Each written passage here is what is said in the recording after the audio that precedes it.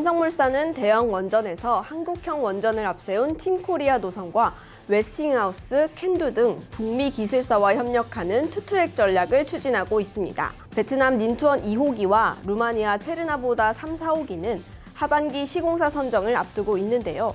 SMR 사업도 빠르게 확대하고 있고요. 결국 원전과 SMR 수주가 실제 성과로 이어지는 시점이 삼성물산 기업가치 재평가의 중요한 변곡점이 될 것으로 보입니다.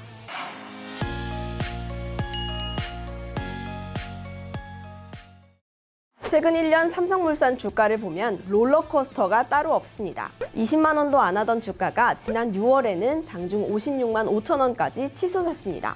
거의 3배 이상 뛴 건데요. 그런데 더 신기한 게 있습니다. 이렇게 올랐는데도 증권가에서는 아직도 삼성물산 싸다 이런 얘기가 나옵니다. 아니 주가가 이렇게 올랐는데도 싸다고요? 오늘은 삼성물산이 왜 아직도 저평가라는 평가를 받는지 살펴보겠습니다. 건설부동산부 김서영 기자입니다. 먼저 가장 핵심적인 이유부터 말씀드릴게요. 삼성물산은 단순한 건설사가 아니라 삼성그룹 지배구조의 정점에 있는 회사입니다. 삼성물산이 삼성생명을, 삼성생명이 삼성전자를 지배하는 수직적 구조죠. 증권업계가 보는 올해 말 삼성물산의 예상 PBR은 1.4배입니다. 언뜻 보면 낮지 않아 보이는데요. 문제는 수치가 삼성물산이 보유한 삼성전자와 삼성생명 지분의 가치 상승을 충분히 반영하지 못한다는 점입니다. 지난 6월 초 삼성전자 주가는 1분기 말보다 16만 원 올랐습니다. 삼성물산이 보유한 삼성전자 지분은 약 2억 9,882만 주, 5.05%인데요. 지분 가치만 약 48조 원이 증가했습니다. 삼성생명 지분 가치도 같은 기간 약 7조 8천억 원이 늘었고요.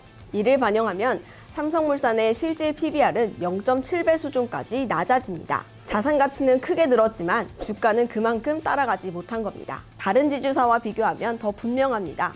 SK는 1.4배, SK스퀘어 3.3배, 두산 18.7배, CJ는 1.2배입니다. 건설사도 현대건설 1.7배, 삼성 E&A 1.8배, 대우건설 2.4배인데 삼성물산만 1배 아래에 머물러 있습니다. 두 번째 이유는 복합기업 할인입니다. 지난해 말 기준 삼성물산 매출은 상사 35.9%, 건설 34.7%, 바이오 14.6%, 식자재 8%, 패션 5%로 구성되어 있습니다. 건설 성장성을 보고 투자해도 패션과 리조트, 상사 사업까지 함께 사야 하는 구조입니다.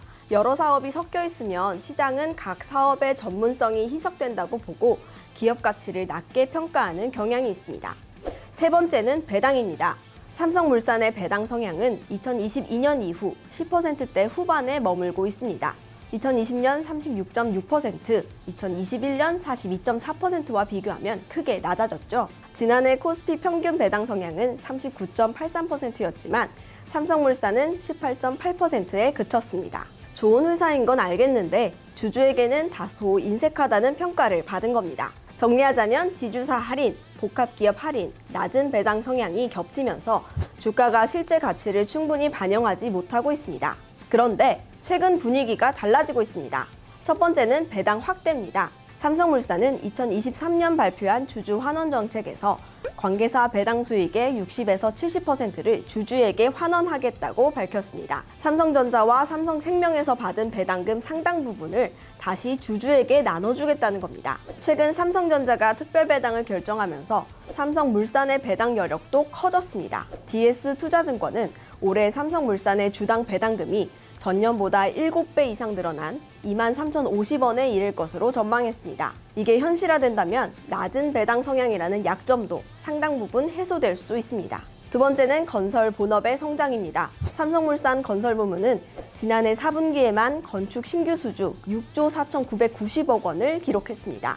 한남 4구역 1조 6천억 원, 증산 4구역 9천억 원, 여의도 대교 아파트 8천억 원 등 대형 정비 사업을 잇따라 따냈습니다. 주택 시공권 확보 규모도 2021년 8천억 원에서 지난해 5조 5천억 원으로 증가했습니다. 올해도 상반기에만 4조 원을 확보해 연간 수주 목표가 기존 7조 7천억 원에서 최대 13조 원까지 높아질 수 있다는 전망이 나옵니다. 삼성전자 평택 캠퍼스 공사가 본격화되면서 하이테크 수주도 예상치를 웃돌 가능성이 있습니다. 정비사업과 하이테크가 동시에 성장하면서 지분 가치뿐 아니라 본업의 영업 가치도 올라가는 모습입니다. 세 번째는 원전과 SMR입니다. 대형 원전에서는 한국형 원전을 앞세운 팀코리아 노선과 웨스팅하우스, 캔두 등 북미 기술사와 협력하는 투트랙 전략을 추진하고 있습니다. 베트남 닌투언 2호기와 루마니아 체르나보다 3, 4호기는 하반기 시공사 성정을 앞두고 있습니다. SMR 사업도 빠르게 확대하고 있습니다. 미국 유스케일과 루마니아 도이체슈티 프로젝트를 추진하고 유럽 GVH1은 스웨덴과 폴란드, 에스토니아, 핀란드 등에서 사업 기회를 찾고 있습니다.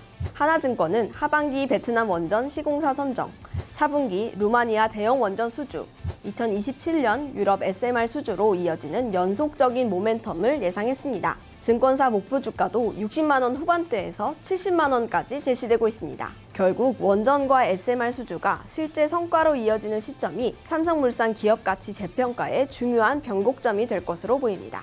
결국 삼성물산의 저평가는 시장이 회사를 몰라서가 아니었습니다. 지주사 할인, 복합기업 할인, 낮은 배당, 이 세 가지가 오랫동안 주가를 눌러왔습니다. 하지만 이제는 분위기가 조금씩 달라지고 있습니다. 배당은 늘고, 건설은 수주가 늘고, 원전은 새로운 성장 동력이 되고 있습니다. 결국 시장이 궁금한 건 하나입니다. 삼성물산이 진짜 70만 원짜리 회사인가? 그 답은 앞으로 나올 원전 수주와 배당 규모가 말해줄 걸로 보입니다. 더벨은 이 흐름들을 계속 짚어드리겠습니다.